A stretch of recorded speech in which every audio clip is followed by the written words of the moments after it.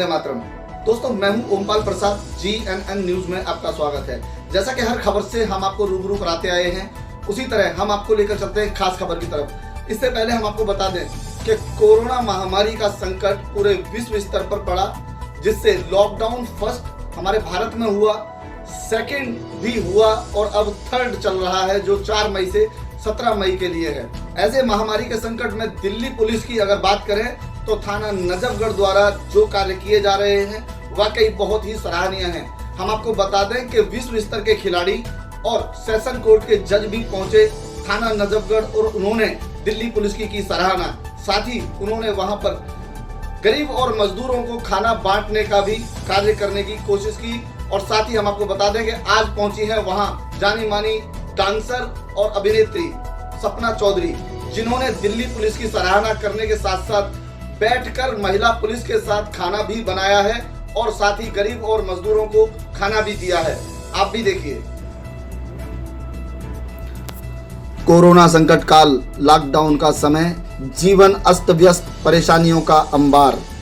भारत की राजधानी दिल्ली और दिल्ली में दिल्ली पुलिस, दिल की पुलिस हर मुश्किल में तैनात। माननीय प्रधानमंत्री मोदी जी ने जब से लॉकडाउन की घोषणा की है, तब से ही दिल्ली का थाना नजफगढ़ के SHO और उनकी टीम गरीब और मजदूरों के साथ साथ जरूरतमंदों तक खाना पहुंचा रहे हैं। लॉकडाउन फर्स्ट, सेकंड और थर्ड में भी जरूरतमंदों को खाना, मास्क एवं सैनिटाइजर जैसी जरूरत की सामग्री दी जा रही है।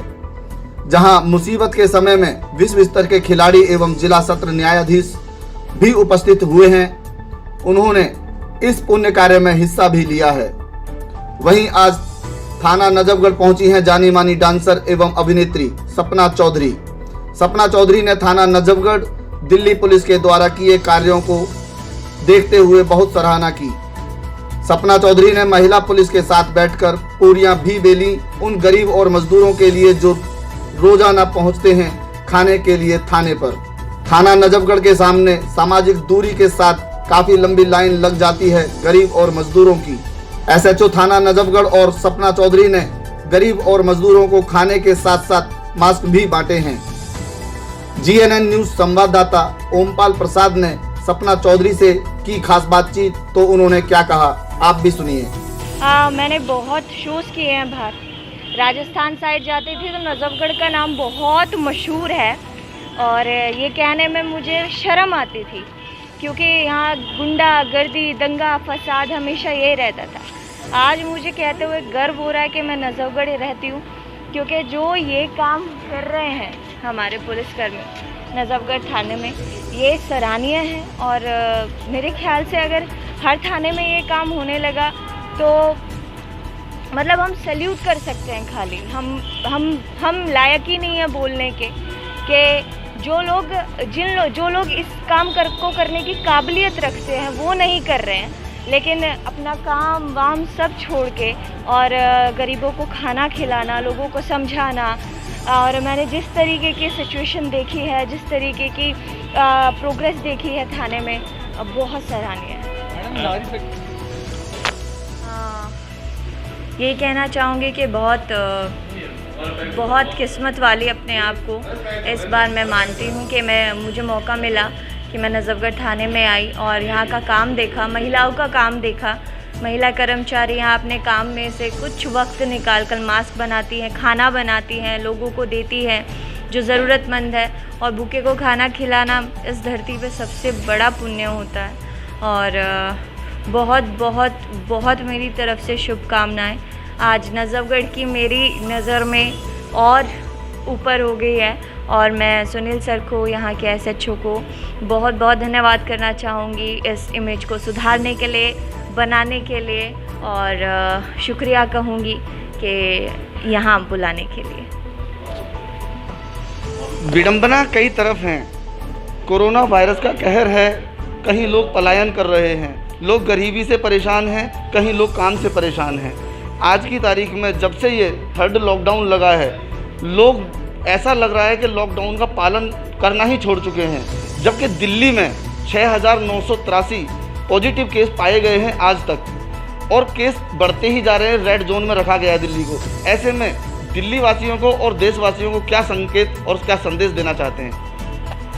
संकेत और संदेश यही कहूँगी कि एक तो सोशल डिस्टेंस मेंटेन करके रखें और बाहर निकलना इस वक्त सबको पता है कि बेवकूफ़ी है, तो बहुत ज़रूरी काम हो तो ही बाहर निकले, वरना सरकार आप लोगों को जो भी चीज़ें चाहिए आपके घर में प्रोवाइड करा रही है। तो मेरे ख्याल से अभी फ़िलहाल जान है तो जहान है।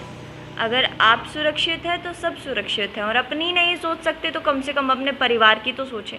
बाहर निकलने से पहले पलट के माँ बहन जो भी घर के सदस्य हैं उनको देखें एक नज़र, और ये सोचें कि आपकी वजह से कितने लोगों की जान जा सकती है जिन्हें आप बेइंतहा मोहब्बत करते हो। परिवार से ज़्यादा इंसान को किसी से मोहब्बत नहीं होती। तो इस सिचुएशन में भी अगर बाहर निकलोगे, रूल रेगुलेशन तोड़ोगे, पुलिसकर्मियों की इज़्ज़त नहीं करोगे, डॉक्टर्स की इज़्ज़त नहीं करोगे, तो मेरे ख्याल से आपसे बेवकूफ़ इंसान कोई नहीं हो सकता। अभी 14 तारीख से 300 ट्रेन चलाने की बात की है माननीय प्रधानमंत्री मोदी जी ने, जो कि आज शाम से रजिस्ट्रेशन शुरू हो जाएंगे। राजधानी का किराया होगा, एसी कोच होंगे। साथ ही पलायन करने वालों के लिए जो रेलगाड़ियां उन्होंने चालू की हैं उनसे वो भेज ही रहे हैं, क्वारंटीन में भेज रहे हैं या शेल्टर होम्स में भेज रहे हैं। तो अगर ये लोग अपने गाँव में अपने घरों में पहुँच जाएंगे और कहीं ना कहीं ये कोरोना से संक्रमित पाए गए तो हालात क्या होंगे, इसके लिए क्या सुधार करना चाहिए? मैं सरकार के खिलाफ नहीं हूँ, मुझे पता है प्रधानमंत्री जी जो भी करेंगे बिल्कुल सोच समझ के करेंगे, लेकिन ये ज़रूर कहूँगी कि जितने भी लोग ये सोच रहे हैं कि हम जहाँ पर है हमारे जो हमारा बर्थ प्लेस है वहाँ जाके, या जो हमारा गढ़ है वहाँ जाके हम सुरक्षित हैं, तो ये बेवकूफ़ी है। आप जहाँ हैं आप वहाँ सुरक्षित हैं। अगर आप उधर से इधर उधर टस से मस होगे तो आप सुरक्षित नहीं हो, और ऐसे में दूसरों को समझाना ही हमारा काम है। जो लोग पढ़े लिखे हैं, जिन लोगों को चीज़ों की समझ है, वो इन लोगों को समझा सकते हैं, ना कि इन लोगों को और बढ़ाएं और बढ़ावा दे के हाँ आप यहाँ से जाइए, आप ये कीजिए, आप वो कीजिए। थोड़े दिन के एडजस्टमेंट से अगर हम लोग बच सकते हैं तो एडजस्टमेंट करने में कोई बुराई नहीं है। अभी दिल्ली पुलिस ने एक नया नाम दिया है, दिल्ली पुलिस दिल की पुलिस, इस पर क्या कहते हैं? बिल्कुल, पुलिस तो हर जगह की, क्योंकि मैं हर जगह की पुलिस को फेस करती हूँ, तो पुलिस से बड़ा योद्धा, आर्मी से बड़ा योद्धा, मतलब आप नॉर्मली वे में अगर मैं कहूँ कि इन लोगों से बड़ा सेलिब्रिटी कोई हो ही नहीं सकता।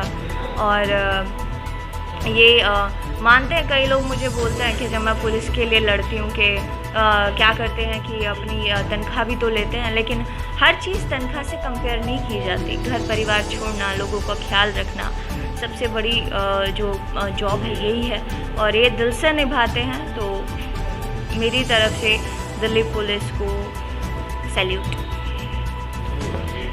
एक बात और सामने आती है कि जैसे मिडिल क्लास की बात अगर हम करें, क्योंकि अब गरीबी और मज़दूर लोगों के लिए सरकार बहुत कुछ मुहैया करा देती है, चलो खाना उनको मिल जाता है किसी भी तरीके से, लेकिन जो मिडिल क्लास है वो ना तो खाना लेने जा सकता है, ना ही वो खाना पा सकता है, साथ ही काम भी नहीं है उसके पास।